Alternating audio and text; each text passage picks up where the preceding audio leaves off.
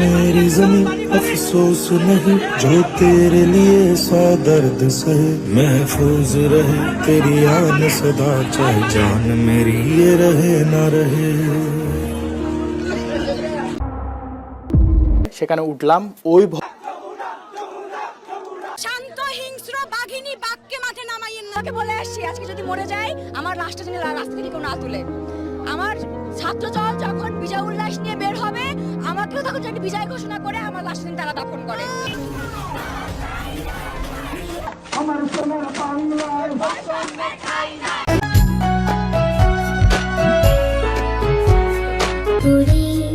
স্বাধীন হলো আমার বাংলাদেশ।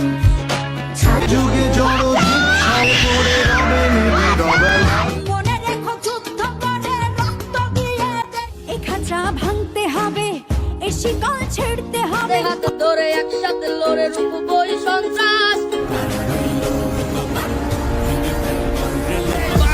24 তফাৎ কইরে কথা কো আমার বিচার তুমি করো। বন্ধ থাকুক পড়ালেখা অন্ধ থাকুক জাতি রাজার রাজ্যে সবাই গোল। হান্নান আওয়াজ ওঠা শিরোনামের একটি গান তৈরি করে দুদিনের রিমান্ডেও নেওয়া। বৈষম্যবিরোধী ছাত্র আন্দোলনের এক দফা দাবির মুখে শেষ পর্যন্ত মুক্তিযোদ্ধার সন্তান নাতিপুতিরা কেউ মেধাবী না, যত রাজাকারের বাচ্চারা নাতিপুতি হলো মেধাবী। হারা বেদনা নিয়ে আমি বেঁচে আছি। আপন জন হারাবার বেদনা যে কত কষ্টের তা আমার থেকে আর কে বেশি। প্লিজ আল্লাহর রাস্তায় একটু চুপ করেন, এই গল্পটা শুনতে আসি বহুত বছর ধরে, একটু ক্ষান্ত দেন। আপন জন কিন্তু চুপ করতে বলতে আসি। আপন জন হারাবার দুনিয়ার মানুষ মাইরে হেলাইতেছে, এই দিকে এসে গল্প শুধাইতেছি কারণ কাছে।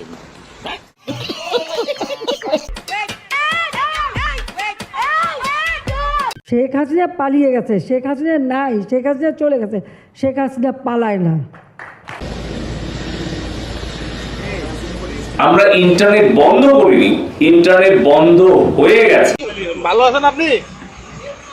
ভাই বোবা হয়ে আছি, বোবা।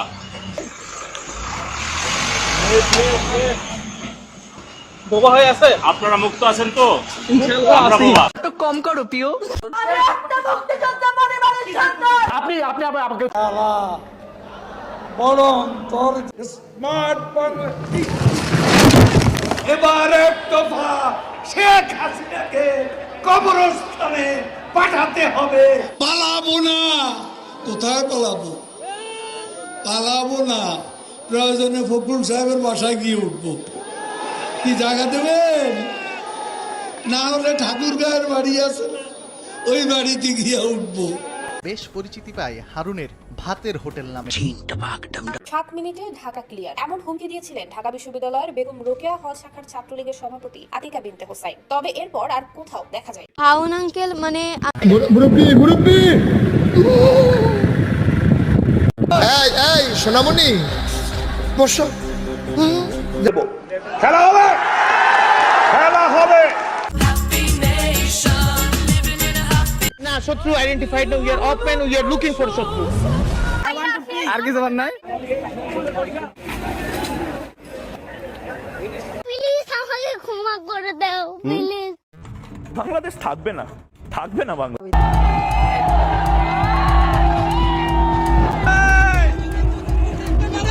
শেখ হাসিনার শাসক, শেখ হাসিনার পতনের গত 6ই আগস্ট প্রায় 8 বছর পর আয়নাঘর থেকে জীবিত ফেরত এসেছেন প্রয়াত জামাত অধ্যাপক গোলাম আজমের ছেলে।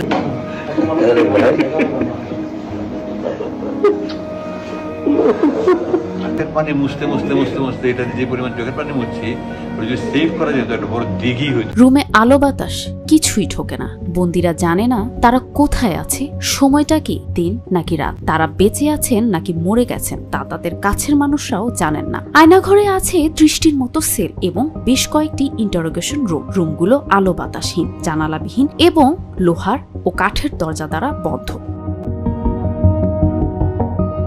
আয়নাঘরের রুমে পাওয়া যায় বহু মানুষের লেখা যারা এক সময়ে এই বন্দিশালায় ছিলেন কিন্তু এখন নেই। একদিকে ভারতের বাদ খুলে দেওয়ার কারণে বাংলাদেশে বন্যা, আর তখনই ফেনী মানুষের বুক ফাটা। সকলের উদ্দেশ্যে আমি একটা মেসেজ ড্রপ করি। 3টে পরোটা, একটা সেদ্ধ ডিম, আনলিমিটেড তরকারি।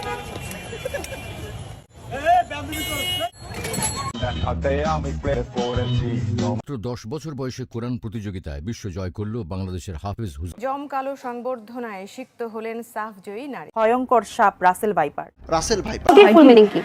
ওটির ফুল মিনিং হচ্ছে আপনার ওটি করাই তো হবে।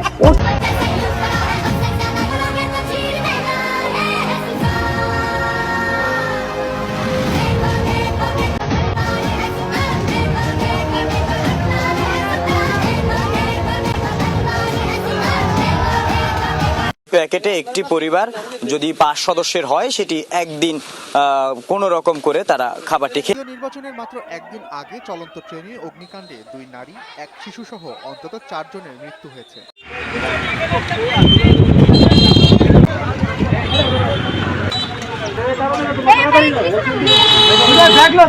সাধারণ মানুষের ভোগান্তি দূর করতে আনসার সদস্যদের পাশাপাশি কাজ করছে স্বেচ্ছাসেবক শিক্ষার্থীরা। যান চলাচলে শৃঙ্খলা রক্ষায় সিরাজগঞ্জে দায়িত্ব পালন করছেন রোভার স্কাউটের শিক্ষার্থীরা। একই সঙ্গে গেল কয়েকদিনের সংঘর্ষে শহরের বিভিন্ন স্থানে